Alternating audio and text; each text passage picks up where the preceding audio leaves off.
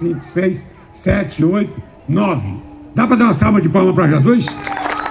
Porque o inferno perdeu. Isso aqui não é uma brincadeira. Para que eles possam testemunhar da tua grandeza. Eu creio, Senhor, que por intermédio desta humilde oração há de acontecer milagres. Por isso eu já te agradeço no nome de Jesus. Se você crê, estenda a mão assim, ó, e diga comigo: eu tomo posse. Toma posse do seu milagre. Eu não sei o que você veio buscar.